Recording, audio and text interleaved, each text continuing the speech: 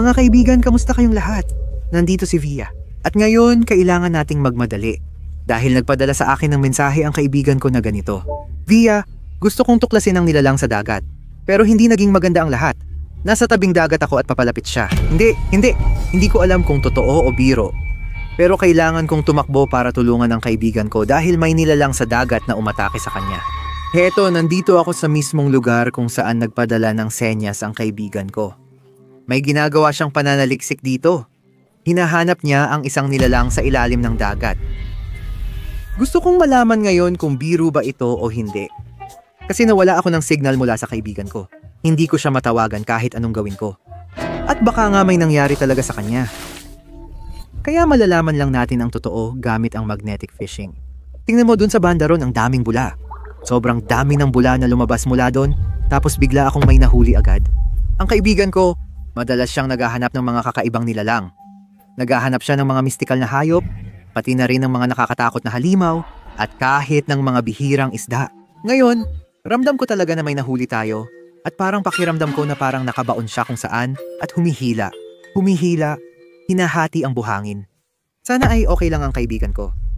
Ayun, sa tingin ko nakikita na natin ang nahanap natin. Tingnan mo kung saan sila dumadaan. Sandali, ano yun? Ano yun? Parang hayop to. Pero tinusok siya ng kutsilyo ng ganito. Teka, tingnan mo. Buti na lang patay na siya. Nanigas na. Ayan, siya yung gumapang sa buhangin na sinasabi ko. Pakinggan mo, may mga ganitong hayop ba dito? Parang nagyelo siya, nanigas talaga. Pero totoo, isa talaga siyang nakakatakot na isda. Hindi ko akalaing matatakot dyan ang adventurous kong kaibigan. Mas malala pa ang naranasan niya. Baka siya pa ang tumapos doon nung inatake siya. Maaaring lumangoy siya rito at tuklasin ang nakakatakot na tubig. Doon niya nakita ang ganitong nilalang. O baka naman hindi ko alam. Baka prank lang talaga to, hindi ko maintindihan. Hindi ko pa talaga magets. Ilalagay ko muna to dito. Pero matindi talaga ang sandata na to. Nakakatakot talaga, mga tol. Subukan pa nating ihagis ulit ang magnet at tingnan ang makikita natin. Paano kung inatake nga talaga ang kaibigan ko? At baka nandoon na rin siya sa ilalim ng tubig ngayon. Hindi ko pa rin maintindihan ang nangyayari, mga kaibigan. Kung gusto ninyo ng magnetic fishing at nakakatakot na halimaw, i-like ang video at mag-subscribe para sa higit pang content na ganito. Bago na namang sumabit. Pakiramdam ko maraming bagay doon. Doon ko tinatapon. May nahuhuli pa rin. Ngayon mas magaan ang nakuha ko. Ngayon dahan-dahan natin itong hihilahin at titingnan natin. May kinalaman kaya ito sa pagkawala ng kaibigan kong mananaliksik? Ayan, may nakikita na ako parang may kulay dilaw. O ano to? Alam ko underwater drone to tulad ng sa akin pero mas simple yung sa kaibigan ko. May news report dito. Medyo sira na siya, may mga gasgas, mukhang may umatake o kumagat dito. Pero may video camera dito. Pagkakonekta natin sa underwater drone, malalaman natin ang na-record at nangyari sa kaibigan ko. Gagawin ko yan mamaya pero kailangan munang matuyo ito. Maaaring nilusob ng ganitong nilalang ang underwater drone kasama ang kaibigan ko habang iniimbestigahan niya ang lawa. Ibig sabihin, sa bawat lawa o ilog, pwedeng may mga nakakatakot na nilalang o halimaw sa ilalim ng tubig na maaaring umatake. Tara alamin at tuklasin natin. Pag naka 5,000 likes tayo, iko-connect ako sarili ko sa drone at kukunin ang mga video mula sa camera nito. At titingnan natin kung ano ang maaaring naitala dito. Ano nga ba talaga ang nangyari sa kaibigan ko? Sa totoo lang, sumisigaw ang kaibigan ko na parang may totoong malaki at nakakatakot na nilalang na umatake sa kanya. Oh, sang-ayon ako. Ang halimaw na isdang ito ay mukhang nakakatakot at masama. Hindi rin matatakot doon ang kaibigan ko, katulad ko. Tinusok mo lang siya, tapos na. Pero yung malaki at baluktot, yun talaga ang nakakatakot. At saka, magaling lumangoy ang kaibigan ko, kaya ayos lang. May nahuli siya, may papalapit talaga. Kaya ngayon, kailangan dahan-dahan hilahin. Magaling lumangoy ang kaibigan ko. Isulat nyo sa mga komento kung marunong kayong lumangoy. At kung magaling ba kayong lumangoy o hindi. Kasi sabi nila, karamihan daw, hindi marunong lumangoy. Kayo ba marunong? Parang may nakikita ako doon. Ano yun? Ano yun? Ano tong kalokohan na to? Tingnan nyo to. Anong nilalang to? Para siyang nakakatakot na isda puwet. Grabe. Pero parang nilapa na siya. Parang binabad siya tapos tinusok ng ganitong bakal. O ano ba to? Tapos may kumain pa sa kanya. Baka mga ganun ding nakakatakot na nilalang katulad ng isdang to. Anong klaseng isda kaya to? Sino ang nakakaalam? I-comment nyo sa baba. So ibig sabihin may mga ganitong nakakatakot na isda puwet sa mga ilog at lawa natin? Mukhang talagang may hinahanap na kakaiba at nakakatakot ang kaibigan ko dito. Na-imagine nyo ba kung lumalangoy kayo tapos may biglang nakakatakot na isda lumapit sa paa nyo? Anong gagawin nyo? At saka grabe wala ka talagang makikita kung ano ang nasa ilalim ng tubig na to. Ibig sabihin, pwedeng may mga ganitong nilalang na lumalangoy sa ilalim ng tubig. Pero, sa lahat ng palatandaan, mukhang nakasalubong ng kaibigan ko ang hayop na yon at napatay niya gamit ang bakal. Hindi ko pa rin maintindihan ang nangyari pagkatapos. Kasi ang kaibigan ko, sa lahat ng palatandaan, parang nagalaw niya ang isang pugad kung saan napakaraming ganong mga halimaw. At lahat sila ay matatagpuan sa mga ilog at lawa natin. Sige pero hindi ako mapalagay. Kung ang kaibigan kong adventurer at tagahanap ng kakaibang hayop sa ilalim ng tubig, misteryoso at nakakatakot, ay madaling natalo ang mga yon. Isa tinaga ng kutsilyo, isa tinuhog ng bakal. Nasaan na kaya siya ngayon? Anong nangyari sa kanya? Bakit siya tumawag sa akin at humingi ng tulong? Ano ang nangyari? Hindi ko talaga maintindihan, ayos lang ba siya? Pakiramdam ko may nakadikit sa magnet ko.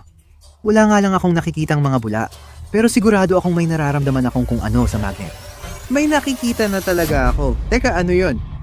Ay, grabe mga pare, maskara to sa pagdadive ng kaibigan ko. Grabe, tingnan mo, may umatake sa kanya. Ang lupit, tingnan mo, may tumusok sa kanya at dito, puro talsik ng kung ano. Kahit may gamit ka, hindi ka matutulungan kung nasa nakakatakot na lawa ka. Paano mo malalaman kung yung lawa na nililiguan mo ay hindi rin nakakatakot? Grabe, tingnan mo. May umatake sa kanya na mas malaki pa kaysa sa mga maliliit na hayop na to. Mas malaki talaga, parang may kumagat, parang may bumutas, parang ganun. Pero kilala ko ang kaibigan ko. Sanay siyang diver. Lagi siyang may dalang pangalawang mask. Dapat nandito yun sa bulsa na to. Kaya wala namang nakakatakot. Baka dugo lang yan o mga mancha.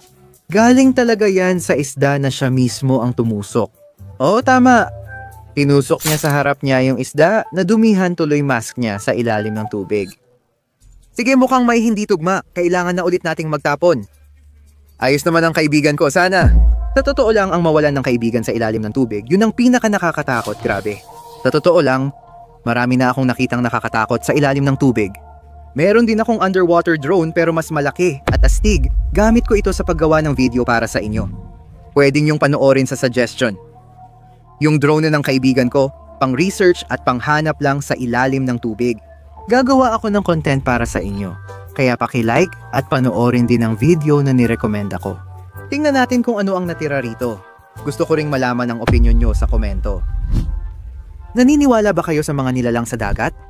Sa totoo, 2% pa lang ng karagatan ang napag-aralan. Mas alam pa natin ang tungkol sa kalawakan kaysa sa tubig bilang sangkatauhan. Tama mga kaibigan, siyentipikong katotohanan yan. Kaya naniniwala ba kayo sa mga halimaw sa ilalim ng dagat na posibleng totoo? Naniniwala ako sa kanila at nakita ko na rin ang iba't ibang nilalang. Sobrang gusto kong basahin lahat ng mga komento ninyo. At sa lahat ng mga nagkomento, binabati ko kayo dito sa video. Kaya mag-iwan din kayo ng komento at siguradong babatiin ko rin kayo. Heto nga pala, may nakita akong bagay. Merong itim na bagay doon. Sandali lang. Lintek, ito ay palikpik. Palikpik ito para sa diving. Pero bakit pareho ang mga batik nito sa maskara? Grabe, sigurado akong gamit ito ng kaibigan ko. Pareho kaming gumagamit ng brand na ito kapag nagda-dive kami. Ngayon, nagkakaroon ng ibang takbo ang kwento. Kadalasan, walang extra fins ang diver. Kaya kung mawala ito sa ilalim ng tubig, mahirap ang kalagayan. May sumalakay sa kanya at may nagpunit nito. Heto, may piraso pa ng lahat. Tingnan mo, napunit talaga ito. May kung anong kumagat dito, malamang. Gusto kong malaman kung ano talagang nangyari sa kanya at sa drone niya. Anong uri ng dambuhalang nilalang sa ilalim ng dagat yon? Tara, mag-ipon tayo ng 5,000 likes sa video na to. At ipapakita ko mismo sa inyo dito sa video kung ano ang na-record ng drone na yon. Ayos ba? Sa underwater drone, na yun malalaman natin kung ano talaga ang umatake at nangyari sa kaibigan ko. Mag-like na kayo habang tinutuloy ko ang magnetic fishing. Ihahagis ko ng kaunti pa kanan ng magnet. Diyan, maganda ang hagis. Malalim talaga dyan. Hindi niyo makita pero tuloy-tuloy pababa ang lubid, mga 8 metro ang lalim. Sa ganung lalim, nakakakuha tayo ng mga nakakatakot na natatagpuan. Kaya mga kaibigan, kung nandito pa kayo, pasayahin niyo naman ako. Tara, bago matapos ang tag-init, umabot tayo ng 5.5M subscribers, kaunti na lang. Kaya pindutin nyo na ang subscribe. Matutuwa ako kung magagawa natin yan. Ako na naman, totoo. May nahawakan ulit ako. Pakiramdam ko, may humahawi sa buhangin parang kutsilyo. Hindi ko pa alam, wala pa akong nakikita. Ayun, nakikita na. May pulang bagay talaga. Ano to Anong klaseng kabaliwan to? Ano to mga pare? Anong klaseng kabaliwan to? Parang pusit o ano bang nilalang to? Grabe. At tinusok na naman ang parehong bakal na ginamit sa piranha. Grabe, naalala ko. Yung kaibigan ko, sayang daw bumili ng underwater na kutsilyo dahil mahal. Kaya bakal na parang kutsilyo na lang ang dala niya. Grabe, ano to, pugita o dikya? Tingnan nyo, ang creepy at nakakatakot niya. Totoong nakakatakot siya. So ibig sabihin may mga ganitong nilalang sa mga tubig natin? Posible ba talaga yon? Narinig ko na maaaring may lason ang mga galamay nila. Sige, hindi ko nagagalawin. Natakpan din ito ng malagkit na likido at may mga kagat. Katulad ng kalansay ng isda na nahanap natin kanina. Nakakatakot at nakakakilabot talaga lahat ng to. Mga tol, narinig ko na may mga klase ng dikya na kapag nahahawakan mo, bigla kang mapaparalisa. At kung may ganong klase ng nilalang sa ilalim ng tubig, siguro mas mabuti nang huwag ko na lang talagang hawakan kahit anong mangyari. Pero patay na to, kaya pwede mo na siyang hawakan? Ang creepy ng mga galamay niya. Tara, ihagis pa natin yung magnet. Naitapon na, tingnan natin. Saan na kaya ang kaibigan ko? Kung maraming nilalang sa ilalim ng tubig dito, hindi na nakakagulat kung may nangyari sa kanya. Bakit siya pumasok sa delikadong tubig kung alam naman niya? Pero kailangan pa rin nating alamin ang nangyari. At nararamdaman kong may nahuli ako sa magnet ko. Hindi mabigat pero siguradong may nahuhuli. O parang may itim na bagay. Ay, grabe may mga papel dito, dyaryo, mga dokumento. Paano kung ito yung journal na ginawa ng kaibigan ko? Oo, ito nga. Sige, pag-aaralan natin ang mga tala niya ngayon. Sabi ko may dyaryo dito, tingnan natin. Gaya ng sabi ko, may dyaryo siya dito. Siguro, gamit ang mga dyaryong yan, tinitingnan lang niya ang lagay ng panahon. May kaibigan akong old school, sa dyaryo pa rin siya tumitingin ng lagay ng panahon. Sino-sino ulit ang mga old school kong tropa? Sino sa inyo ang matagal na akong pinapanood? Heto ang mga dokumentong posibleng gawa ng kaibigan ko. Oo, tama. Pwede siyang magtala ng lalim at mga nilalang na nakita niya. Mano-mano niya itong iginuhit kaya malaya ang disenyo. Kahit na, kung tutuusin, medyo nakakahiya ang itsura. O tingnan nyo, parang ito yung nilalang na nakita natin kanina. Nakita raw niya yan sa 100 metro, parang ganun. Grabe, ayan. Dito rin may mga kakaibang nilalang na nakikita niya sa iba't ibang lalim. Grabe, nakahanap din kami ng ganito, kamukha ng mga pusit at iba pa. Sige tingnan mo, grabe. Siya mismo ang nag-drawing niyan. Ayan. Ganyan ang nakita namin. Ganyang nilalang ang nakita namin ngayon, malamang siya ang nakalaban niya. Grabe. Baka may iba pang kakaibang nilalang sa loob niya, mga tol. Totoo, may mga isdang sobrang weird at nakakatakot. Mukhang yun talaga ang hinuhuli niya. Yung nilalang na nakita natin sa simula ng video. Ayan nga siya, yung naputulan ng ulo. At tinusok pa yung mabahong mukha na yan. Ang lapit ng itsura, aminin nyo, parang kalansay talaga niya. Sige, isang tabi na natin yan. Tingnan nyo, nagpapadala siya sa mga kaibigan niya sa Inglaterra at gumagawa ng tala sa Ingles. Pero dito sinasabi na, ang halimaw na to ay pwedeng matagpuan sa kahit anong tubig. Pwede siyang makita sa kahit anong anyong tubig. At ano bang klaseng halimaw ito? Grabe, Killer Murray. Ang ibig sabihin nito ay Moriena na mamamatay tao. Grabe. Nakakatakot talaga. Sobrang taas ng panganib at halimaw daw. Talagang nakakatakot na hayop. Tingnan mo naman siya. Parang ahas sa tubig na biglang kakapit sa paa mo nang hindi mo namamalayan. Wala ka nang magagawa. Parang may nakita ang kaibigan ko na ganitong nilalang sa ilalim ng tubig. Mukhang simpleng, pangit, at nakakatakot na isda. Mas nakakatakot at nakakakilabot pa ang mga ito. Lahat ng yan ay iginuhit niya mula sa alaala, sa pagkakaalala niya sa mga nakita niya. Ito naman ang palaging daladala niya. O kapag lumulubog siya sa tubig. Ito yung sinasabi ko, lumalabas na kutsilyo. Kutsilyo. Kinuwento ko sa inyo, ito yung kutsilyo. Ito mismo yung kutsilyo na, maskara. Nahanap din namin ito ngayon. Parang isang kasangkapan. Pero sa tingin ko, ito ay kamukha talaga ng bagay na ito o parang isang kakaibang nilalang. Ito ay simpleng bakal lang, parang iba pang kasangkapan. Ito yung dinadala niya palagi sa ilalim ng tubig. Professional siyang maninisid, mga pare. Kung may humawak at nagpahinto sa kanya, tiyak na nakakatakot at nakakatindig balahibo yon. Alamin natin ang posibleng dahilan. Huwag hawakan ang roosterfish, baka kagatin ang kamay mo. Tulad ng isdang tandang, maaaring kagatin ang tenga o kamay mo. Tanga-tangang isda na may ilong. Paulit-ulit niya itong iginuhit. Nakakatakot. Ano meron dito? Ayan, ito mismo ang isdang tandang. At itong isda na ito ang pwedeng kumagat ng tenga. Pero malinaw kung bakit siya tinawag na tandang. Kasi may palong siya. Ang isdang tandang ay pwedeng kumagat ng tenga. Nakakatakot yun. Ayoko makasalubong ng ganyan sa ilalim ng tubig. Grabe, sobrang nakakatakot nito. Pating na kumakain ng kaluluwa. Tignan mo, ang creepy at nakakatakot niya. Ayokong makasalubong ng ganito sa ilalim ng tubig. Malamang hindi naman siya dito nakikita, tama? Dito ang pinakadelikado. May nakasulat at may tala. Kailangan ko itong hanapin dahil umiiral siya. Alam ko yon. Hindi sigurado. Baka siya nga ang naghahanap. Hinahanap ng kaibigan ko ang pating na sumisip-sip ng kaluluwa. Isa itong alamat na nilalang, mga pare. Napakakatakot nitong nilalang na to. Wala pang sino man ang nakakita nito. At lahat ng nakakita ay hindi na nakabalik ng buhay. Sinabi ng kaibigan ko na baka nandito siya sa lawa. Baka lumalangoy siya sa madilim na tubig na to. Nakakatakot talaga ito. Nakasulat dito ang pinaka-nakakatakot na nilalang sa ilalim ng tubig. Sige, tingnan natin. 2 dila ng mga ngaso, delikado, may 3 mata at 2 dila. Mukhang may mga mutant sa lawa at hinahanap niya sila. Ano naman to?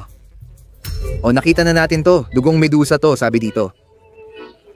May taglay itong neurotoxin, sobrang delikadong isda. Huwag na huwag hahawakan. Oo, na-examine na natin yan, patay na hayop. Hinawakan ko yun, parang nasusunog pa kamay ko. Huwag hawakan. Kahit patay, bawal pa rin. Ganun ba? At yung neurotoxin nagpaparalisa yun at...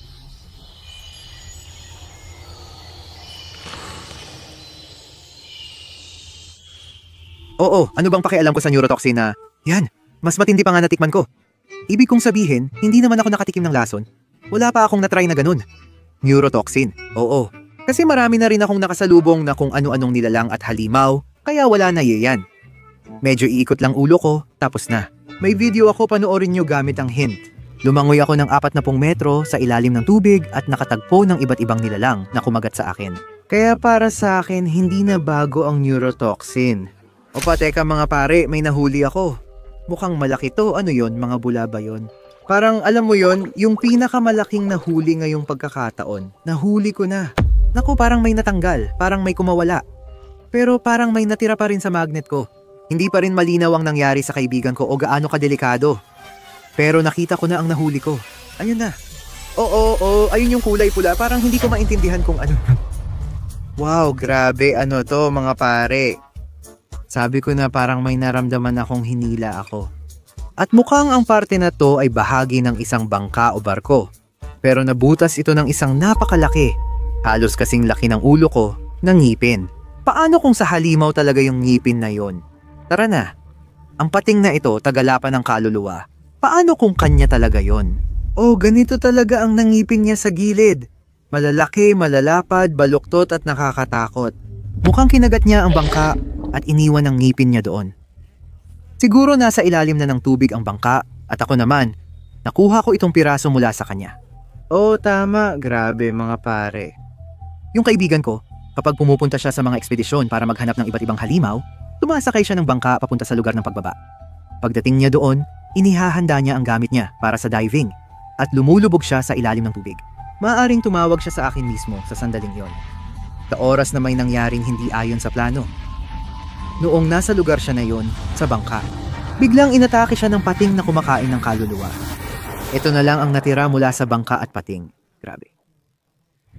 Oo, sa mga simpleng nilalang, sa maliliit na halimaw, nagawa ng kaibigan ko na labanan gamit ang mga kagamitan at armas. Pero ang pating na kumakain ng kaluluwa, hindi mo kayang talunin. Hindi ko sigurado, baka may ipakita o masabi ang underwater drone camera footage sa atin. Subukan nating ihulog ulit ang magnet sa parehong lugar kung saan ko nakuha ang piraso ng bangka. Baka nandoon pa rin siya sa ilalim ng tubig. Tara, medyo sa kanan at mas malayo ko inihagis, mas malalim doon. Hindi na nakakapagtaka dahil lumubog doon ang isang bakal na bangka. Parang pinira-piraso pa ito ng pating. Oh, ayan, doon ako sumabit mga pare, sigurado. Sigurado ako na alam ko kung nasaan ang bangka na may kagamitan ng kasama ko, ng kaibigan ko. At tuloy-tuloy. May natanggal na naman. Sigurado kami na nakakapit kami sa bangka, hinihila namin, lumalakas ang pagkakabig ng lubid, pero pagkatapos ay ganito. Ganito ang nangyayari, lumuluwag ang pagkakabig. Pero nararamdaman ko pa rin na may mabigat sa magnet ko. At ayun, may nakikita na ako. Ayun na! Wow, malaking nakuha to. Wow, mga pare. Alam ko, may ganito ring kalaking harpoon ng kaibigan ko. Sakto. Mula sa sarili niyang bangka na naikwento ko na, ganito siya nagtatanggol laban sa iba't ibang nilalang. Maaaring hindi nakatulong ang harpoon laban sa pating na kumakain ng kaluluwa. Nasa bangka lang siya at lumubog kasama nito mga tol.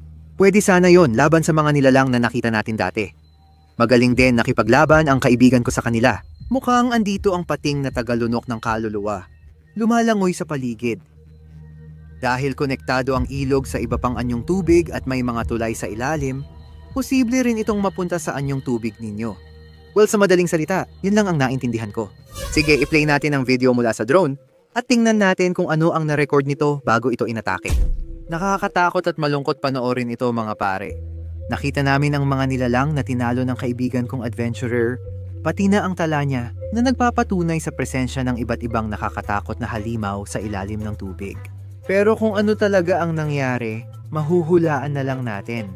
Pero baka makakuha tayo ng ebidensya mula sa sirang underwater drone na ito. Iko-connect ako sa telepono. Oh, sinuwerte tayo, gumagana pa siya. Naririnig mo ba may tumutunog? Tingnan natin. Oh, may access tayo sa file system. Sige, i-play natin ang huling video file para malaman kung ano talaga ang nangyari.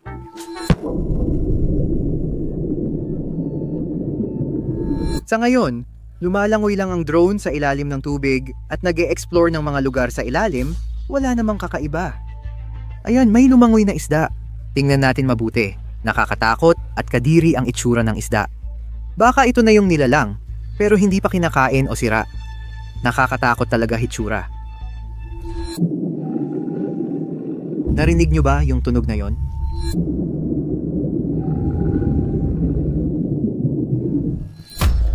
Isang dambuhalang pating na may butong panga ang umatake sa drone at nilamon niya ito. Mukhang iyon ang pating na sumisipsip ng kaluluwa. Tugma lahat mga tol. Pagkatapos atakihin ng underwater drone, inatake rin niya ang bangka ng kaibigan ko. Tugma lahat. Sa madaling salita, naghahanap ng ebidensya ng mga nakakatakot na halimaw sa lawa ang kaibigan ko, pati na rin ako. Halos nagtagumpay siya at nakuha ang lahat ng kailangan. Ngunit sa dulo, natagpuan niya ang tunay na hinahanap. Pero ang pating na iyon, siya rin ang naging dahilan ng kanyang pagkasawi. Ibig sabihin, nandoon sa lugar na iyon ang bangkang lumubog pati gamit sa diving ng kaibigan ko. Sa lugar na iyon, posibleng may mga nakakatakot na nilalang sa ilalim ng tubig. Talawa naman na ito, may pating na kumakain ng kaluluwa. Hindi ko alam kung itutuloy ko pa ang pakikipagsapalaran na ito. Pero sigurado akong pinakaaktibo at astig ang mga taga-subaybay ko. At kung magsusulat kayo ng maraming komento tungkol dito, siguradong pupunta tayo sa ilalim ng tubig para maghanap.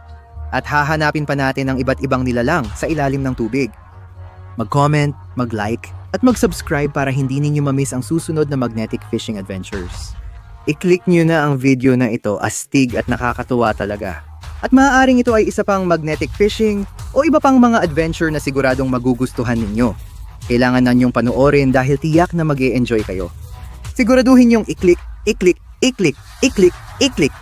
nyo na ngayon na. Sige na, at ako nga pala si Via.